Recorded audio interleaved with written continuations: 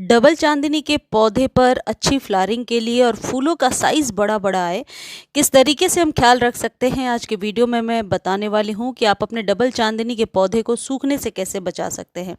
पहली टिप ये है कि यदि आपके चांदनी का पौधा सूख रहा है, इस तरीके से पत्तियों का टिप जल रहा है, तो आप इसे ऐसे जगह पर रख दीजिए जहाँ सुबह की 8, 9, 10, 11 बजे तक धूप मिले और उसके बाद इस पौधे को धूप से बचाया जाए। क्योंकि वैसे तो ये सन लविंग प्लांट है, लेकिन जितने भी सन लविंग पौधे हैं, मैं हमेशा ये कह रही हूँ कि धूप के ऊपर डिपेंड करता है कि किस तरीके की धूप अभी चल रही है। यदि 50 प्लस चला जाए पारा, तो ये धूप किसी भी सन लविंग प्लांट के लिए भी ठीक नहीं है। तो आपको मॉर्निंग के धूप में रखना है, क्योंकि फ्लावरिंग चाहिए तो धूप तो चाहिए पौधे को, लेकिन दोपहर की धूप में रखेंगे तो ये पौधा सूख रहा है। आज ही की कोई मेरे व्यूअर पूछ रहे थे कि गुलाब या मोगरा या गुड़हल को धूप में रखना है या नहीं। गुलाब के फ्लावरिंग का सीज़न नहीं है, इसलिए उसे धूप में नहीं रखना है, शेड में रखना है। और लेकिन ये डबल चांदनी है, जूही की कोई वैरायटी है या फिर गुड़हल है, मोगरा है, इन सब को धूप चाहिए फ्लावरिंग का, क्योंकि ये सीज़न चल रहा है इनका। लेकिन अब इस तरीके से यदि कलियाँ सूख रही हैं, जो कि मोगरा और चांदनी चमेली में देखने को अक्सर मिलता है कि कली बनती है और सूख जाती है। इसका सिर्फ दो ही रीज़न हो सकता है, या तो आप इसके ऊपर कोई केमिकल से स्प्रे कर रहे हैं कली बनने के दौरान, और दूसरी चीज़ धूप बहुत तेज़ है, धूप की वजह से ही कली सूख रही है। तो इसके लिए आप एक ही टिप अपनाएंगे, वो ये है कि या तो पौधे को ग्रीन नेट के नीचे रख दीजिए, या फिर इस पौधे को आप सिर्फ मॉर्निंग के सनलाइट में रखिए। अब अगली इम्पॉर्टेंट बात यह है कि ये जो डबल चांदनी के पत्ते होते हैं, ये वैक्स कोटेड होते हैं। ऐसा लगता है जैसे इनके ऊपर वैक्स हो। ऐसे पत्ते बहुत ही जल्दी जलने लगते हैं, तो अगेन जलने से बचाने के लिए आपको शेड में रखना होगा। शेड में ये पौधा अभी ख़राब नहीं होगा जब तक बरसात शुरू नहीं हो जाता है। बारिश का पानी जिन जगहों पे रेनिंग होने लगी है, वो तो ओपन में रख सकते हैं, लेकिन जहाँ पर अभी बारिश नहीं हो रही है, जैसे अभी नॉर्थ इंडिया में सिर्फ गर्म हवाएं चल रही हैं, तो अभी हमें दोपहर के टाइम में इस पौधे को गर्म हवा से भी बचा करके रखना होगा।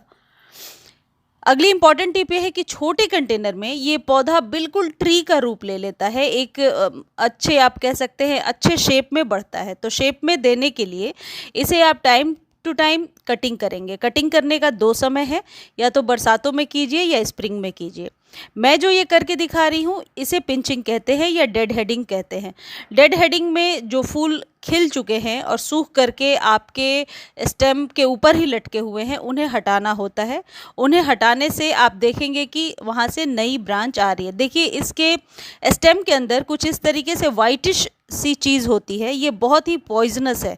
तो जब कभी आप कट कर रहे हैं, इसके बाद तुरंत जा कर के आप अच्छे से हैंड वॉश कर लीजिए, या फिर ग्लव्स पहन कर कीजिए। पेट्स और बच्चों से दूर रखिए। जब भी आप इस पौधे की पिंचिंग कर रहे हैं और इसको तोड़ने पर एक वाइटिश मिल्की सी चीज़ निकल रही है, तो उसे बेयर हैंड से कभी भी ना टच करें। हमेशा ग्लव्स पहन कर करें, या फिर आपने यदि छू दिया है उसे, तो जाकर तुरंत हैंड वॉश करें। प्रिकॉशन रखना बहुत ज़रूरी होता है। अपने पेट्स वगैरह यदि आपके घर में है तो ज़रूर बचा करके रखें। नेक्स्ट इम्पॉर्टेंट टिप है कि वाटरिंग कितनी करनी चाहिए। देखिए, ये जो डबल चांदनी के पौधे हैं, ये इनके ग्रोथ का टाइम है, या मधुकामनी जो ये आप देख रहे हैं, तो जो पौधे गुच्छों में फूल निकालते हैं, उन्हें पानी भी डेली चाहिए और फर्टिलाइजेशन भी हर एक 15 डेज पर करना है। तो पानी आप डेली मॉर्निंग में दे दिया करें। जब भी पानी दें, शावर करते हुए, लीव्स को वॉश करते हुए पानी दें। अब बात करते हैं कि फर्टिलाइज किस तरीके से करें और कौन सी खाद दें जिससे कि ये पौधा बहुत अच्छी ग्रोथ करे और बरसात शुरू होते ही फूलों से भर जाए। देखिए, डीएपी एक ऐसा खाद होता है, डायमोनियम फास्फेट, जो आपके सभी परमानेंट पौधों पर बहुत ही बढ़िया असर करता है। तो यदि आपके पास डीएपी है तो 4 से 5 दाने, यदि न्यू पौधा है। यदि पुराना है तो मेरी तरह आप कम से कम 10 दाने डीएपी के ऊपर से डाल दीजिए। ये अपने आप मिट्टी में डिकम्पोज हो जाता है। इसे घोल कर देने से बेहतर होता है कि डायरेक्ट सॉइल में डालें। ये पौधों पर ग्रोथ लेने और फूलों की संख्या बढ़ाने में हेल्प करेगा। ये जो चीज़ आप मेरे हाथ में देख रहे हैं ये है वर्मी कंपोस्ट। यदि आपके पास डीएपी नहीं है तो सिर्फ वर्मी कंपोस्ट भी देंगे तो ये उतना ही अच्छा ग्रो करेगा।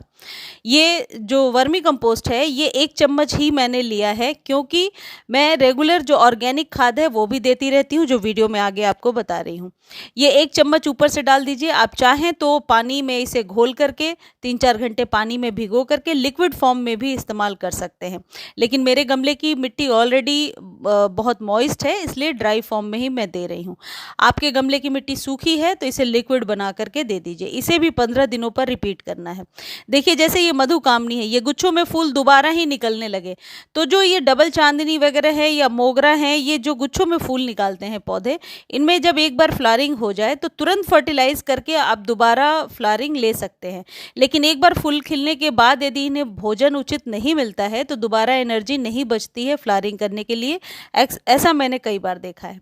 अब देखिए गर्मियों का ये रामबाण नुस्खा है जो मैं आपको बता रही हूँ, है तो ये फ्री का फर्टिलाइज़र, लेकिन इसका बहुत ही बढ़िया इफेक्ट इस तपती गर्मी में मैंने देखा है। रात भर मैं भिगो कर रखती हूँ, नींबू के छिलके हैं, केले के छिलके हैं, प्याज और आलू के छिलके हैं।